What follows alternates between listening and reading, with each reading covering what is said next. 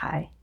Have you ever felt like your back's against the wall, that you had gotten yourself cornered and you couldn't really see your way out? I think that's probably how the Israelites felt when they left Egypt and they had the Red Sea in front of them and Pharaoh's army closing in quick from behind. I mean, they had fled Egypt only to be what? Captured or drowned? And I suspect that there were probably some grumblings going on in the ranks as well.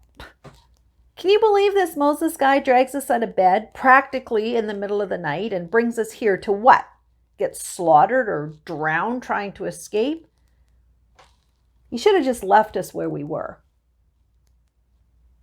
You ever feel that way when things get rough and that maybe you might have been better off if they had just stayed the way they were?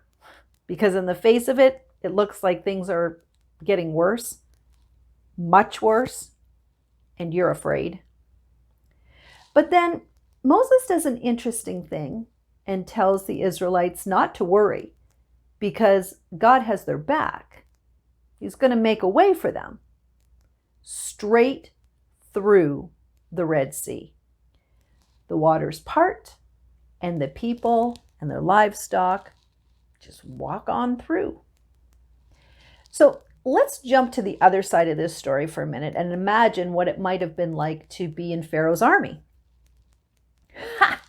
We got these guys. There's no escape. And when they get back, we're going to make their lives so much harder and so much more miserable. They're going to regret trying to get away from us. I mean, in the face of it, life was looking pretty good for the army until they tried to follow the people through the Red Sea, at which point we're told the wheels get stuck in the riverbed and they're not able to progress very quickly. And in fact, when the wall of water comes crashing back in, they're stuck. You see, God promised through Moses to have the backs of his people. Quick question. Who has your back when you're in trouble? I mean, who do you call or text or message when you need somebody to come get you?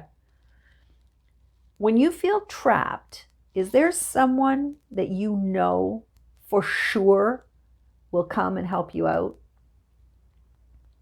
I mean, God may not show up literally and hold back the water the way that he did for Moses and the fleeing Israelites, but think about a time when it looked like you had no way out, no way to pass the test, no way to pay your bills, no way to get in by curfew.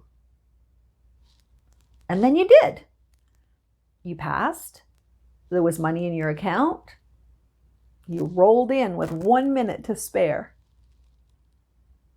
It's in times like these that we have to see with the eyes of faith. God may have allowed you to find yourself in certain difficult places, or we've gotten there on our own choices. And no matter how we got there, it's an opportunity for us to determine whether or not we're going to choose to trust God. And of course, God wants us to choose faith in him because, well, faith that's never tested, you don't know if you can trust it. God desires that we turn to him when we're faced with difficult situations like the Israelites were facing. So sometimes God can move in our lives in very large ways. And sometimes it's easy to just mark it up to coincidence or good luck.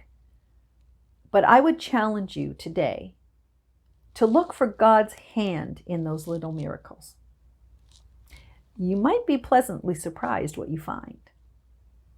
Have a good week.